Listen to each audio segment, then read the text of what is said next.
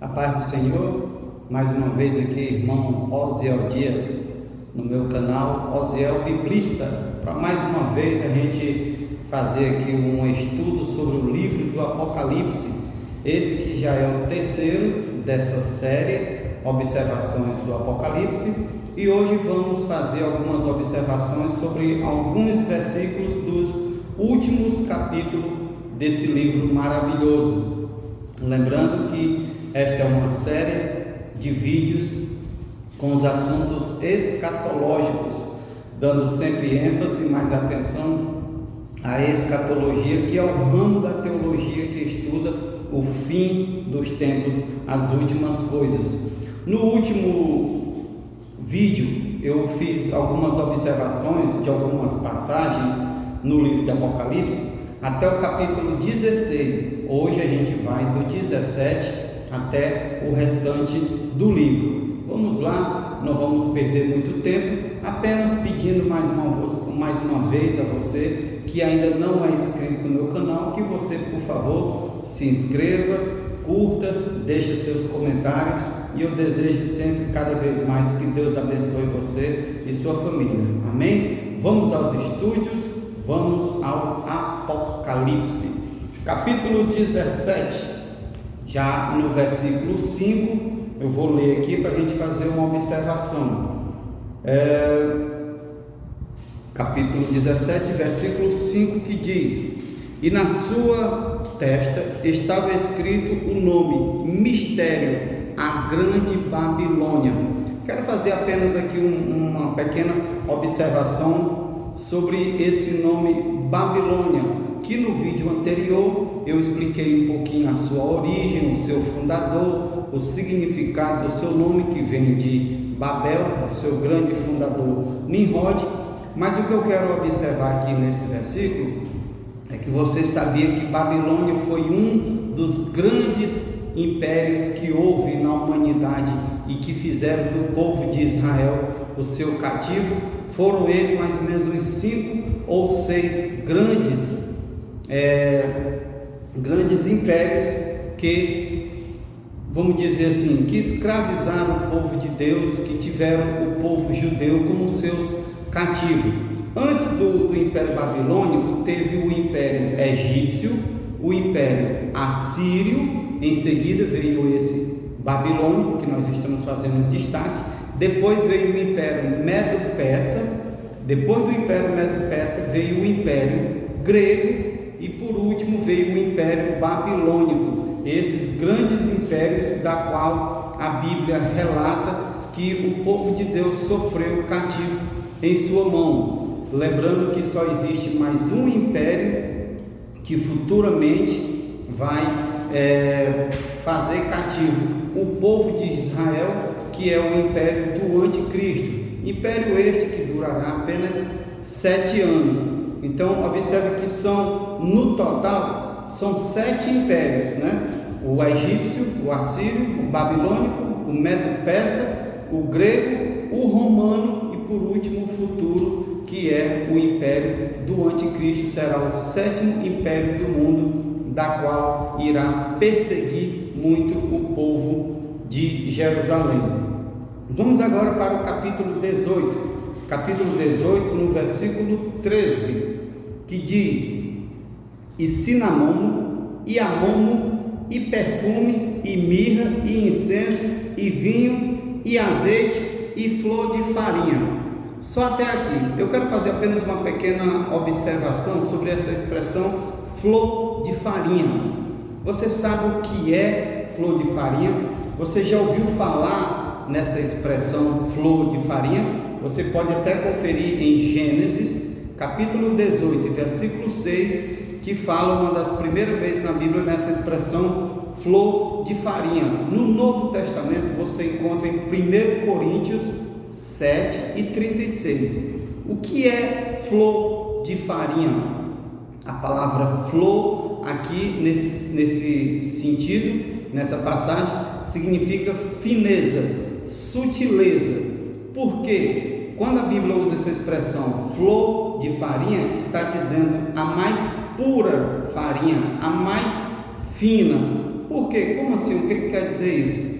Porque antigamente os judeus tinham que oferecer sacrifícios ao seu Deus, dando oferta. Quem eram os mais ricos davam gado, alguns davam ovelhas, alguns davam outros animais de pequeno porte. Os mais pobres poderiam dar até um par de pombos ou de rolinhas, e aqueles mais pobres que não tinham grandes condições poderiam dar farinha, porém tinha que ser a farinha mais fina, ou seja, a flor da farinha. A gente até usa uma expressão quando a gente diz fulano de tal está na flor da idade, significa uma pessoa bem jovem, né? Tenra, na sua plena juventude. Ou quando a pessoa está bem nervosa, ela diz: eu estou na flor da pele, quer dizer que está com os nervos finos, sensíveis. Então a expressão flor de farinha significa a mais fina, a mais pura e mais limpa da farinha, que era usada pelas pessoas pobres para oferecer sacrifício a Deus. Amém? Não importa o que você vai oferecer a Deus, desde que você ofereça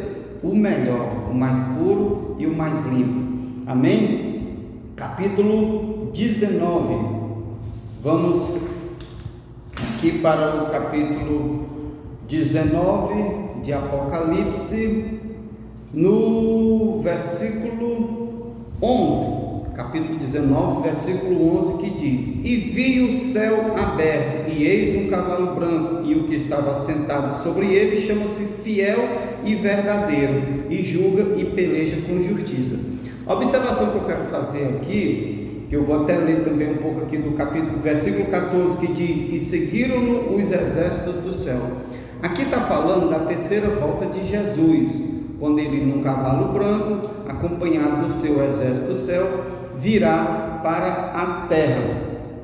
Essa volta aqui de Jesus, que é a sua terceira vinda, pois a primeira vez ele já veio quando ele encarnou, a segunda vez é quando ele foi arrebatar a igreja, e essa terceira vinda é 7 anos depois, que esses 7 anos são o período da tribulação, quando Jesus retornar com a igreja para habitar aqui na terra no seu reino milenial, no seu reino de 1000 anos. A observação que eu quero fazer é como a gente chama essas 3 vindas de Jesus na terra. A primeira, que já aconteceu há 2000 anos atrás, a segunda, que será no arrebatamento, e a terceira, quando ele já retornar com a sua igreja.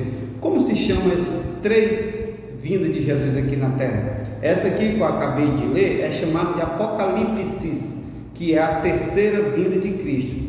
A primeira vez que Cristo pisou aqui na terra é chamada de parousia, ou melhor, a segunda vez que Jesus retornar aqui na terra, que vai ser no arrebatamento, é que é chamado de parousia, como você pode conferir em 1 Tessalonicenses 4, dos versículos de 15 ao 17.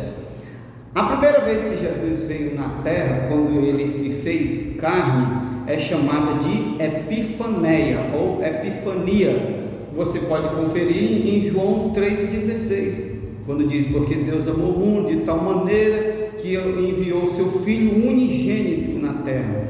Então, a primeira vez que Jesus veio à terra, quando ele encarnou, é chamado de Epifania ou Epifaneia. A segunda vez, que é o arrebatamento, é chamada de parousia. E a terceira vinda dele aqui, que ele virá para julgar e estabelecer o seu reino, é chamada de Apocalipse. Apenas essa observação aqui. Agora vamos para o capítulo 20. Capítulo 20, no versículo 14, que diz o seguinte, vamos observar aqui, Apocalipse 20, 14, que diz: e a morte e o inferno foram lançados no lago de fogo, que é a segunda morte. Observem essa expressão aqui, a segunda morte. Como assim segunda morte? Existem 3 tipos de morte para o ser humano: a morte física, a morte espiritual e a morte eterna. Essa morte eterna é que aqui no versículo 14 do capítulo 20 está sendo chamado de a segunda morte. Onde observamos na Bíblia a primeira, a segunda e a terceira morte? Lá em Gênesis, capítulo 33 e versículo 18, você vai ver um grande exemplo sobre a morte física. Em Romanos 7, versículo 9, você vai ver um ótimo exemplo sobre morte espiritual. E a morte eterna, que também é chamada de segunda morte, você pode ver um exemplo em Mateus 25 e versículo 41. Mateus 25 e 41. Toda vez que você vê a Bíblia falando essa expressão de foi lançado no lago de fogo, no fogo eterno, essa é a morte eterna, que é diferenciada da morte espiritual e também diferenciada da morte física, ou como a gente chama de morte biológica. Então a pessoa pode estar vivo biologicamente, porém morto espiritual, né? E uma pessoa pode estar morta biologicamente, mas não morto eterno, porque aqueles que morrem com Cristo, eles morrem para viver, e aqueles que vivem sem Cristo, quando eles morrem, eles vão para a morte eterna, que essa não tem jeito. Então o destaque aqui é apenas porque existem três tipos de morte: morte física, morte espiritual e a morte eterna. Amém? Ainda no capítulo 20, quero voltar aqui para o versículo 11.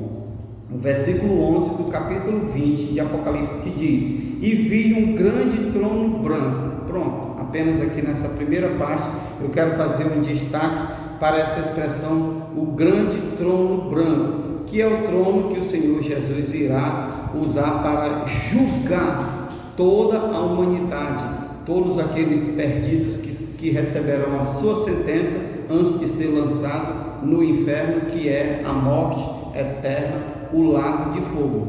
Por que ele usa essa expressão grande trono branco? Ele é grande em poder e glória, ele é branco porque é a cor da justiça, e o trono, claro, de julgamento. É um trono que será usado para julgamento. Então, grande trono branco, grande em poder e glória, trono porque serve para julgamento, para julgar as nações, e branco porque ele é santo e justo, por isso que ele tem essa cor branca. Amém? Ainda no capítulo 20, agora no versículo 12, eu quero ler aqui, diz o seguinte, capítulo 20, versículo 12: e vi os tronos grandes, e vi os mortos, grandes e pequenos, que estavam diante do trono, e abriram-se os livros. Quero trazer uma atenção para esses livros.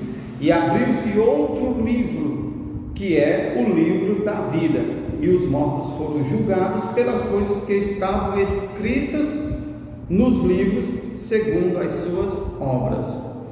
Livros. É interessante a gente saber que lá na eternidade, diante do trono branco, no julgamento, serão abertos diversos livros para julgar as pessoas, julgar os que ali estiverem presentes.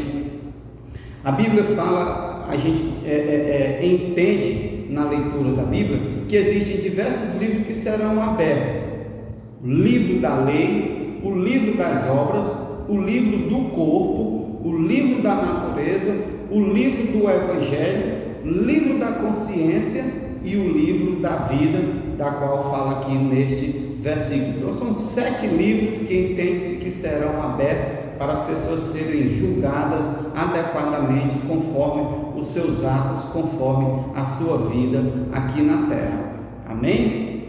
Vamos dar sequência mais para frente, ainda no capítulo 20 e no versículo 10.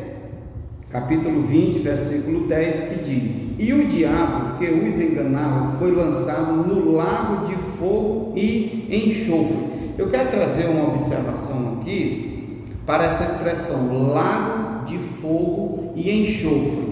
Esse lago de fogo e enxofre é o inferno propriamente dito, o inferno final. Por que eu digo assim, inferno final ou inferno propriamente dito? Porque segundo a Bíblia existem 4 palavras ou 4 lugares na Bíblia que são traduzidos por inferno, ou vamos dizer assim, trocando por miúdo, existem 4 tipos de inferno: o Hades, o Sheol, o Tártaro e o Guiena. Cada palavra dessa daqui, na Bíblia elas aparecem, traduzida no português, como inferno, mas cada uma tem uma função diferente, um local diferente, um final, vamos dizer assim, diferente para suas funções. O Hades, que você pode encontrar lá em Lucas 16, versículo 23, é o lugar onde estão guardadas as almas das pessoas que morreram sem Deus. As pessoas que morreram perdidas, elas estão até hoje guardadas, reservadas no Hades, que é um tipo de inferno, aguardando o juízo final. O Sheol, que você pode encontrar lá em Salmos 139, versículo 8, é o nome do Hades no hebraico, ou seja, no Velho Testamento você vai encontrar essa palavra Sheol e no Novo Testamento você encontra Hades. A diferença é porque no Velho Testamento geralmente ela é usada para sepultura. Então, quando você estiver lendo o Velho Testamento, que você se deparar com a palavra Sheol, geralmente está falando da sepultura, que é um tipo de inferno, vamos dizer assim. Então, acompanhe o Hades, o Sheol e agora o Guiena.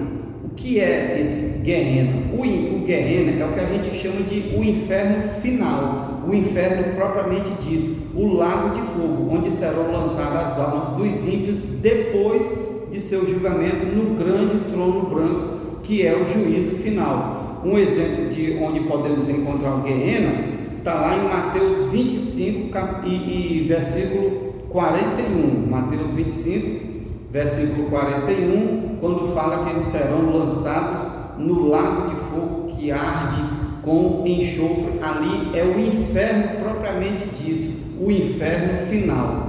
E o Tártaro, o que é o Tártaro? O Tártaro que você pode encontrar lá na segunda carta de Pedro, capítulo 2, versículo 4. É o local onde estão aprisionados os anjos maus, os anjos caídos, aqueles anjos que não guardaram seu principado diante de Deus, que foram expulsos lá do céu de diante de Deus. Eles estão aprisionados, acorrentados em prisão, também aguardando o juízo final para serem lançados no lago de fogo, que é o inferno final. Então, esse local onde se encontram esses anjos caídos, aprisionados, é chamado de Tártaro. Então, observa aí, existe o Sheol, que é uma sepultura, o Hades, que é onde está a alma dos ímpios esperando o julgamento final, o Guiena, que é onde serão lançados, os Satanás, os ímpios, o falso profeta, o anticristo, os anjos caídos serão lançados nesse inferno final que é chamado de Guiena, e o Tártaro, que é onde estão aprisionados os anjos que caíram, que não guardaram o seu principado. Amém? Agora vamos ao capítulo 21 e versículo 6, que diz, Apocalipse 21, 6, que diz: E disse-me mais, está cumprido, eu sou o Alfa e o Ômega. Jesus, dizendo aqui essas palavras, ele disse: eu sou o Alfa e o Ômega. O que são Alfa e Ômega? Alfa e Ômega é a primeira e a última letra do alfabeto grego, porque o Novo Testamento, tirando o livro de Mateus, todo o Novo Testamento foi escrito no grego, que na época de Jesus, 2000 anos atrás, era a linguagem mais fluente do mundo, como hoje é o inglês, naquela época era o grego. Então o Apocalipse foi escrito no grego. Então, quando Jesus disse, eu sou o Alfa e o Ômega, foi o mesmo que ele dizer, eu sou o primeiro e o último, eu sou o princípio e o fim. Então, ele usou a primeira e a última letra do alfabeto grego, que hoje, na nossa língua portuguesa, a gente diria, eu sou o A e o Z, ou seja, de A a Z, do início ao fim. Se Jesus tivesse dito essas palavras no Velho Testamento, ele dizia, eu sou o Aleph e o Tau, porque o Velho Testamento foi escrito no grego, ou melhor, no hebraico, e o alfabeto hebraico começa com o Aleph, que é a primeira letra, e a última é o Tau. Então suponhamos que no Velho Testamento ele diria: eu sou o Aleph e o Tal, mas no Novo Testamento ele diz: eu sou o Alfa e o Ômega, porque ele usou a primeira e a última letra do alfabeto grego, que era o influente da época, que foi escrito o Novo Testamento. Amém? Tirando, claro, o livro de Mateus, que é o único livro do Novo Testamento que foi escrito no hebraico, a linguagem do Velho Testamento. Amém? Ainda no capítulo 21, agora no versículo 22, que diz: e nela não vi templo. Aqui está falando da Nova Jerusalém, quando João viu a Nova Jerusalém, e ele está dizendo que nela ele não viu templo. Eu quero apenas trazer uma observação para essa palavra templo, que em toda a história de Israel existiram 2 templos e ainda vai existir um terceiro. O primeiro templo, você pode fazer uma observação sobre ele na Bíblia, em 1 Reis, capítulo 6, versículo 3, ali faz uma menção ao primeiro templo que foi construído em Jerusalém, lá em Israel. O segundo templo, você vê uma menção sobre ele em Mateus capítulo 24, versículo 1, quando Jesus ali estava com seus discípulos e toda a multidão. Jesus ali, ele fez um discurso, ele fez o seu ensinamento. Aquele templo que Jesus esteve dentro é o segundo templo da história de Jerusalém. O primeiro já havia sido destruído, esse segundo foi construído, que esse segundo templo foi destruído no ano 70 do primeiro século da era cristã. Jesus morreu no ano 33, mais ou menos ali uns 40 anos depois, lá no ano 70, ele foi destruído pelos imperadores romanos. O terceiro templo, ele ainda será construído futuramente lá em Jerusalém, em Israel, que inclusive o anticristo, ele tomará lugar e assento dentro desse templo, querendo ser Deus, dizendo ser Deus, exigindo para si adoração, o que será uma grande blasfêmia para os judeus. Uma menção sobre esse segundo templo está lá em 2 Tessalonicenses, capítulo 2, versículo 4. E se você quiser ler na Bíblia sobre toda a estrutura, toda a planta de como será feito esse terceiro templo lá em Israel, é só você ir para o livro de Ezequiel, ali os últimos capítulos, mais ou menos ali do capítulo 38 até o restante do livro do profeta Ezequiel. Lá Deus dá toda a planta, toda a estrutura de como será construído esse terceiro templo lá em Israel, mais precisamente em Jerusalém, que durante a grande tribulação o anticristo se assentará em seu altar, cometendo essa grande blasfêmia. Amém? Para encerrar, capítulo 22 e versículo 2 diz: no meio da sua praça, uma praça que haverá na Nova Jerusalém celestial, no meio da sua praça e de uma e da outra banda do rio estava a árvore da vida. Eu quero trazer agora essa última observação aqui sobre a árvore da vida. Você observa que no início da Bíblia ela começa falando da árvore da vida. Lá no início, em Gênesis capítulo 2, versículo 9, Deus faz uma menção ali sobre a árvore da vida que ele colocou dentro do jardim do Éden, onde estava Adão e Eva. E aqui nos últimos versículos da Bíblia, já no último capítulo da Bíblia, também traz uma menção sobre a árvore da vida. O interessante é isso: ela existiu lá no jardim do Éden e lá no paraíso, na Nova Jerusalém, onde os salvos irão descansar, eles terão a oportunidade de ver a árvore da vida, que os seus frutos é que vão fazer com que os salvos tenham aquela vida eterna ali diante de Deus.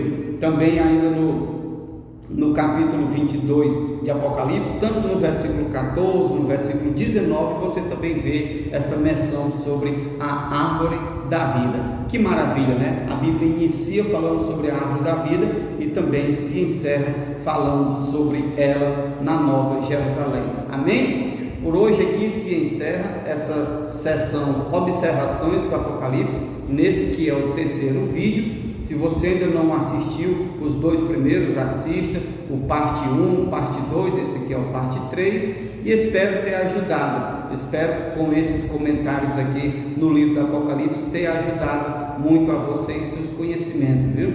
Continue estudando, não canse, não deixe de estudar, peça ajuda, faça pesquisas. A Bíblia ela é progressiva, não tem como a gente entender ela de um dia para o outro, mas no decorrer da sua vida, dos seus anos, você vai estudando, vai pesquisando, vai tirando dúvidas e assim você vai adquirindo um vasto conhecimento sobre ela, principalmente na área da escatologia, que é a área que eu mais gosto, que eu mais amo, que eu mais estudo. Amém? Deixe seu comentário aí, se inscreva, curta, compartilhe com demais pessoas esse vídeo e eu só peço a Deus que venha abençoar você, abençoar sua família, o seu trabalho, o seu ministério, onde a planta do seu pé andar, onde a palma de sua mão alcançar, onde sua vista chegar, que Deus esteja sobre tudo. Até o próximo vídeo, se assim Deus me conceder essa oportunidade. Amém? Fique com Deus, Deus abençoe você. Amém.